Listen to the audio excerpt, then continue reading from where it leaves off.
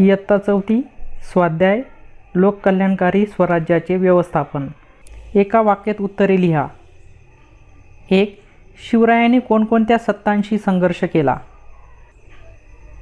उत्तर: शिवरायांनी आदिलशाही, मोगल, पोर्तुगीज आणि जंजिऱ्याचा सिद्दी या सत्तांशी संघर्ष केला। 2.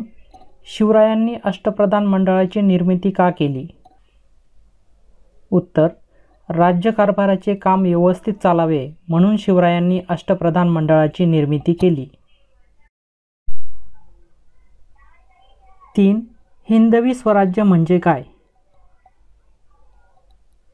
उत्तर: हिंदुस्थानात राहणाऱ्या सर्व जाती धर्मांच्या लोकांचे स्वराज्य म्हणजे हिंदवी स्वराज्य होय। सांगा पाहू। अ. स्वतंत्र अशा हिंदवी स्वराज्याची निर्मिती झाली।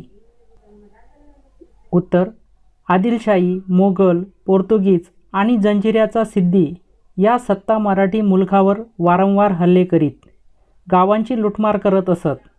या अन्यायी सत्तांशी शिवरायांनी दीर्घकाळ लढा दिला, त्यामुळे स्वतंत्र अशा हिंदवी स्वराज्याची निर्मिती झाली।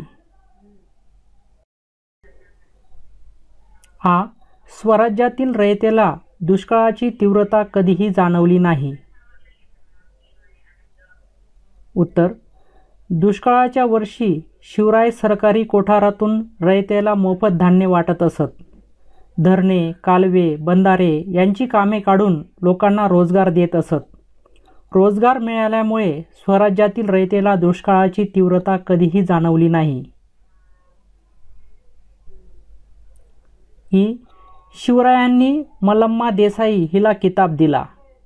उत्तर: कर्नाटकातील बेलेवाडी येथील आपल्या गडीत रक्षणासाठी मल्लम्मा देसाई हिने मराठी सैनिकांशी मोठा लढा दिला। तिच्या पराक्रमाची बातमी शिवरायांना समजली, तेव्हा त्यांनी तिला आपली बहीण मानून तिची गढी व गावे तिला सन्मानपूर्वक परत केली। सावित्री हा किताब देऊन तिचा त्यांनी सन्मान केला। रिकाम्या जागी योग्य शब्द लिहा व तक्ता पूर्ण करा। खालील एक तक्ता दिलेला आहे, त्याच्यामध्ये प्रधानाचे नाव, पद आणि काम, त्या तक्त्यामध्ये रिकाम्या जागेमध्ये योग्य पर्याय लिहून तक्ता पूर्ण करायचा आहे। 1. मोरोपंत त्रिंबक पिंगळे, प्रधान, राज्यकारभार चालवणे। 2. रामचंद्र निळकंठ मुजुमदार, अमात्य, राज्याचा जमा खर्च पाहणे। 3. हंबीरराव मोहिते, सेनापती, सैन्याचे नेतृत्व करणे। 4. मोरेश्वर पंडितराव, पंडितराव, धर्माची कामे पाहणे। 5. निराजी रावजी, न्यायाधीश, न्यायदान करणे। 6. अण्णाजी दत्तो, सचिव, सरकारी आज्ञापत्रे पाळणे। 7. दत्ताजी त्रिंबक वाकनीस, मंत्री, पत्रव्यवहार सांभाळणे। 8. रामचंद्र त्रिंबक डबीर, सुमंत, परराज्याशी संबंध ठेवणे। चर्चा करा, थोडक्यात उत्तरे लिहा। अ. पर्यावरणातील विविध घटकांचा नाश होणार नाही याची दक्षता शिवरायांनी कशा प्रकारे घेतलेली दिसून येते?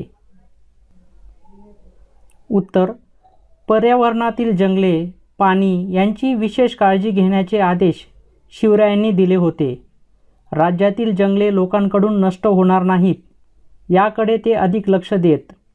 नौका बांधणीसाठी सागवानाचीच झाडे तोडावीत, आंबे, फणसाची झाडे तोडू नयेत, पाणी जपून वापरावे असे आदेश त्यांनी लोकांना दिले होते। अशा रीतीने पर्यावरणातील घटकांचा नाश होणार नाही याची दक्षता शिवराय घेत असत। तुम्ही पर्यावरण रक्षणासाठी काय काय करू शकाल? उत्तर: आपण जेथे राहतो तेथील जमीन, वृक्ष, उद्याने, ओढा, नदी, पशुपक्षी इत्यादी घटक मिळून असणारा परिसर म्हणजे आपले पर्यावरण होय। या पर्यावरणाच्या रक्षणासाठी मी पुढील गोष्टी करू शकतो. सार्वजनिक जागी मी कचरा टाकणार नाही व इतरांना कचरा टाकण्यास विरोध करेन. पाणी काटकसरीने वापरेन. प्लास्टिक पिशव्या वापरणार नाही.